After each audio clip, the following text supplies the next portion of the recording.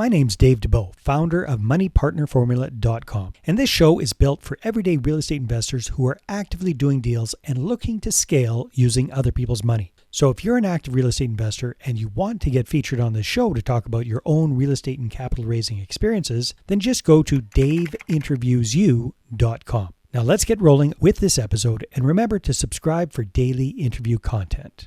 Hey there, everyone. Have you ever heard the expression that steady goes it wins the race? Well, today's special guest, zooming in from beautiful Tennessee, is Stewart Heath, and that is his philosophy around real estate investing. In Stewart's opinion, real estate doesn't need to be exciting to be profitable. In fact, boring is good. So we got several different interesting things we're going to talk about with Stewart, because he does a few things very, very differently. And one of those is just focusing on steady Eddie investments.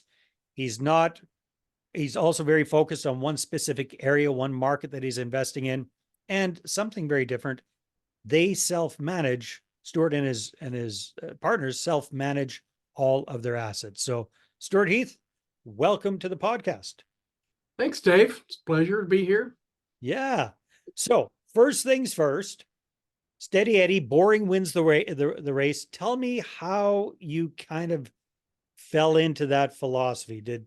Was that something you figured out early on, or did some experiences kind of bring that to the forefront? What happened there? Well, not early enough. I like to say that everything I've ever learned, I learned the hard way. So I hear you, Matt. I hear you. You know, and as a younger man, as many of us were, I was always, wanted to do the high profile things, the things that everybody was talking about, and the things that will, turn quick profits and things like that. And I had my fill of those. I've been there, done that, and lost the t-shirt, as I like to say. And actually going through some rough times, I realized the most important thing is cash flow. And once you've got a core of cash flow, then you can take some of your portfolio and go do those fun things. And everybody who's out there really doing them, they've already got their foundation set. And I was doing that early in life without a foundation of a portfolio. And so that's what I've sort of dedicated myself to, is to preach the gospel of cash flow, cash flowing investments, be it dividend paying stocks or cash flowing real estate, and just talk about how important that is to be the foundation of everybody's portfolio. And cash flowing assets, they don't tend to be very volatile price wise. If anybody cares to do the research, a dividend paying stock doesn't move very much. If it's a good company, it acts a lot like a piece of real estate. Now you've got a whole bunch of different issues. It can move a lot faster, but a cash flowing stabilized piece of real estate with nice long-term leases that are constructed properly, that value is not going to vary very much. So you don't have much principal risk. And with the cash flow coming in, that keeps the value up over time. So I guess you just have to say I got religion about cash flow, and that's how I came to bringing these offerings to market. So. Yeah. All right. Very good. So Stewart, give us an idea of what kind of properties you and your partners like to invest in. To date, we have done office, what I call suburban office, medical office, retail, and storage. We absolutely love storage. And I say that to say, because we do manage our own assets, we tend to stay away from multifamily. I underwrite a lot of them. I write a lot of offers, but that's the class that most people will run to, and rightfully so. Multifamily is the core asset class of all commercial real estate. You Yeah. know, just like housing of all kinds is sort of the core of all real estate. Where rooftops go, there goes commercial and so forth and so on. Yeah. So we tend to play around the fringes. The We like storage because it correlates very directly to multifamily and other housing. And so it's kind of like having apartments without the toilets. It's Well, far yeah. easier to manage. Yeah, it's Mhm. far easier to manage. It's far easier to get the bad actors out when it comes to that because of the laws surrounding that. And which and it's just exceptionally profitable. And It's from what I've heard, is it still the case where the rent per square foot for storage is about the same as the rent per square foot for apartments? In most markets we're in, it's higher. Wow, even better. For a long time, storage has had the highest rent per square foot of almost any other class. There's always exceptions, but in general. So most of the storage facilities that you guys have, are they kind of the big box type storage facilities? Are they the outdoors ones, the rows that we're accustomed to, or a mixture of both? We kind of like our other strategies. We're niche players. Mhm. Our first one was a facility that was built specifically for RVs and boats. Hmm. So it's 125, all the same size unit, 20 by 50. So it's Yeah, yeah. 125,000 square feet. Um, it was full when we bought it. It stays full. And we know we haven't hit the top of the market because we're full.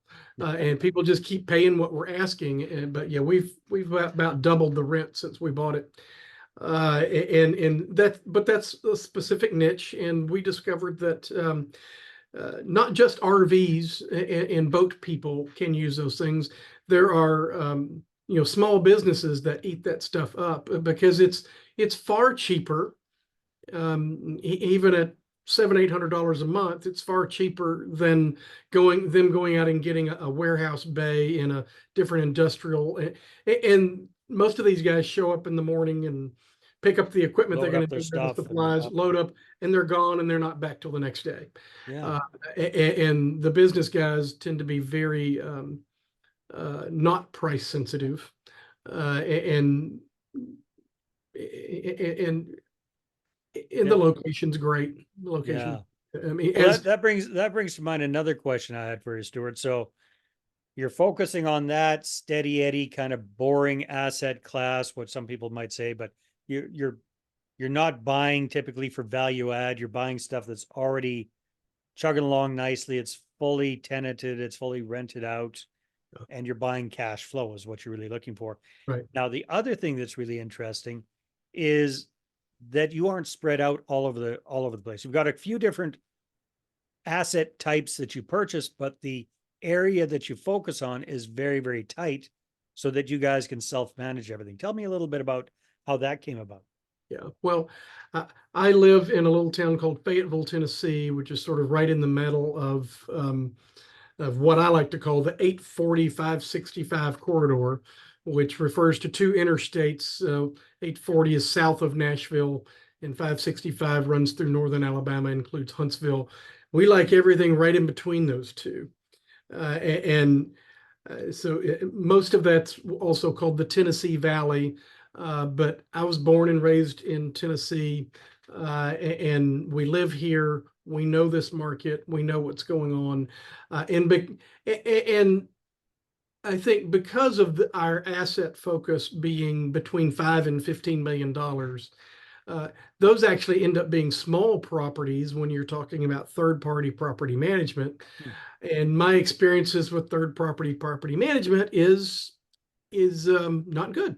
Uh, You spend and more I don't time think managing the managers than they do your properties, right? Yes, yeah. So I take the direct approach, and just manage the property rather than the manager. And I don't really think it's their fault. I think the model is somewhat broken. If you take the building that I'm in right now, and you're looking at $500,000 a year of rents coming in, and they're going to get a 5% fee. It's like how do you hire and keep good people on those numbers? Yeah.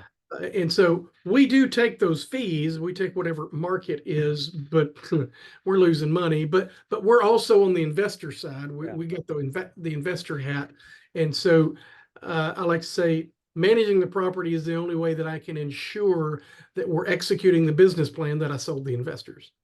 Yeah. So Fair enough. yeah, and going back to the value add thing, we don't do really value add, physical value add. We like to find deals that we think are being undermanaged.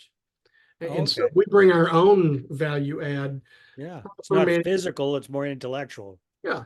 Well, and you see a property and the leases are constructed. Maybe they don't have any rent escalators. Well, so you wait your appropriate time, and then when it's your opportunity, you put a good lease in, hopefully with the same tenant. But you replace the tenant if you have to, and you know, commercial property is only worth the net operating income you can pull off from it. And when you make those kind of tweaks, you're making massive changes to the value of the property from it being properly managed or sloppily managed. So if I'm hearing you between the lines there, the big value add that you bring is you're finding properties that are under market rent for, or under market lease typically. Is that? Yeah. So Yes. are these typically being, these kind of properties typically owned by mom and pops that just aren't very professional, or who are the owners that you're buying from typically? It is a wide market, but you're kind of touching on it. It is people who a lot of them might be doctors or other types of practitioners who just thought, hey, it'll be a great thing to own the building that I rent. Yeah. Yes, it is. Real estate's a great asset.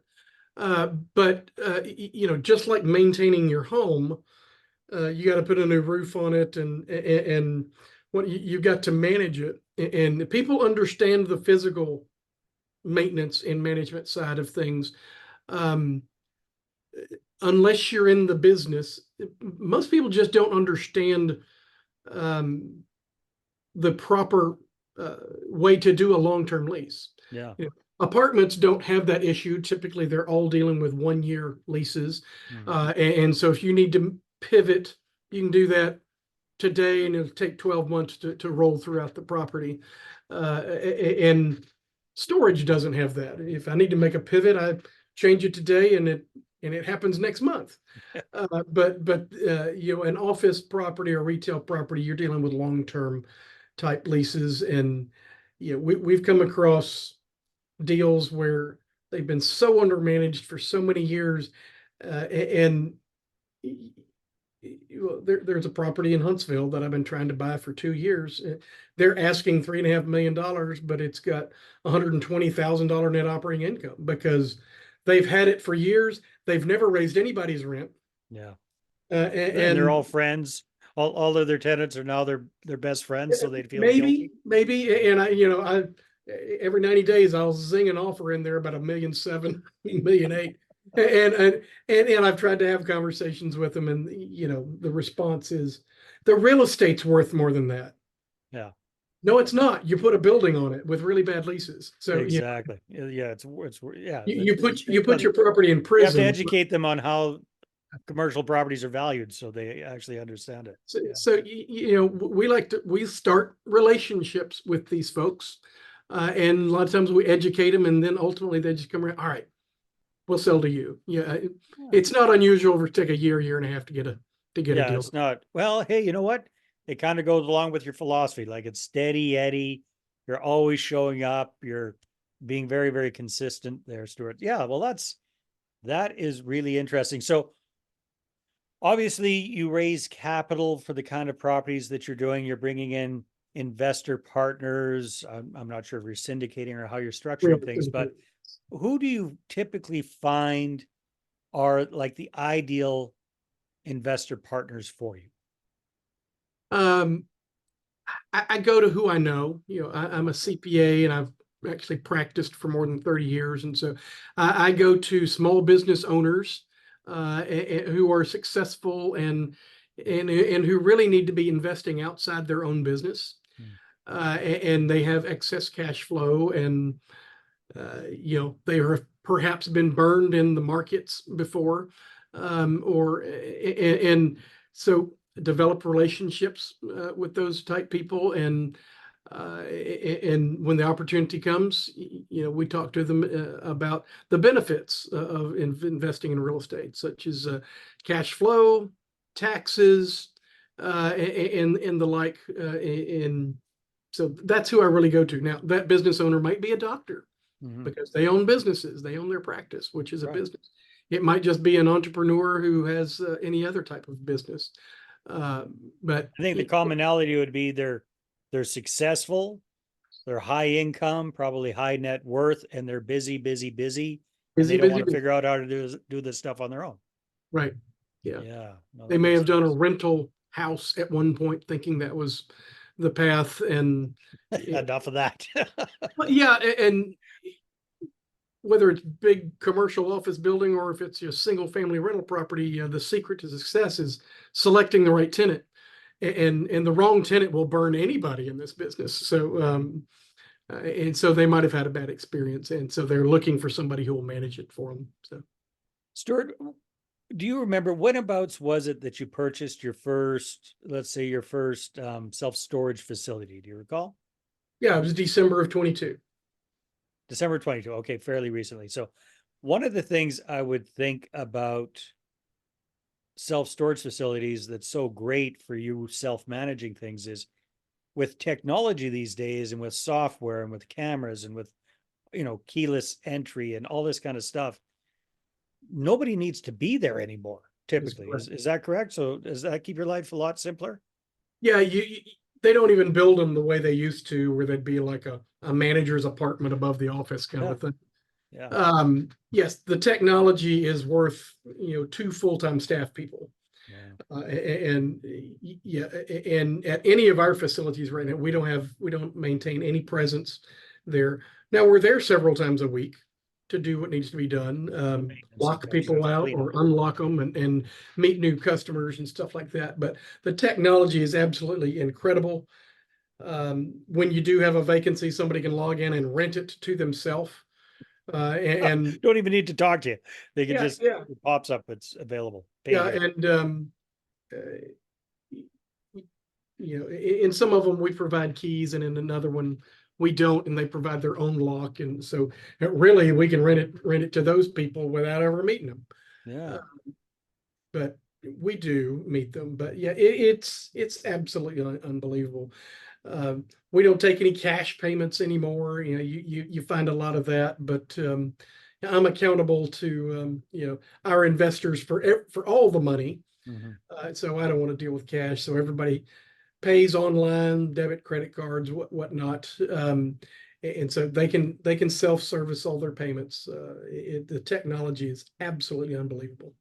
I would imagine with your background as a CPA that your financial statements to your investors are pretty robust and accurate. I'm just guessing. Certainly about the accurate, I think that they're robust. I haven't had any complaints, and I've always been biased towards over-reporting.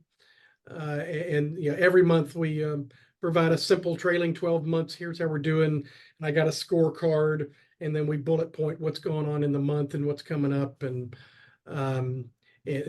we'll link to other articles and stuff that's going on in the industry that we think they might find interesting. So very, very cool. All right, Stewart. Well, time flies when we're having fun. If people would like to connect with you and find out more about what you're doing with this Steady Eddie real estate investing, where should they go? Go to Harvard Grace Capital, and there you can search around, find resources. You can also find my Calendly link. I invite everybody to book some time with me. I have people who I've never met who ask me about something they might be doing in Portland, Oregon, and I will talk real estate with anybody anytime. So use that link and let's get to know each other. Perfect. So what was the URL again? What was the website address? harvardgrace.com. harvardgrace.com. Awesome. Well, thank you very much, Stewart. And everybody, thanks for tuning in. We'll see you on the next episode. Thank you so much. Hey there, I really hope you enjoyed that episode. And as always, if you want to listen to more daily interview content, make sure you subscribe. And if you're an active real estate investor and you're doing deals and you'd like to get featured on this show, then just head over to daveinterviewyou.com. Now at moneypartnerformula.com, we help real estate investors to create a process for predictably getting capital so they can do more deals without relying on hard money lenders or the banks. We do this by building them a private capital marketing system. Now, if you want help turning yourself into a big money capital attraction machine, then book a call with our team to see how we can help. Just visit moneypartnerformula.com to find out more. All right, take care, and we'll see you on the next interview.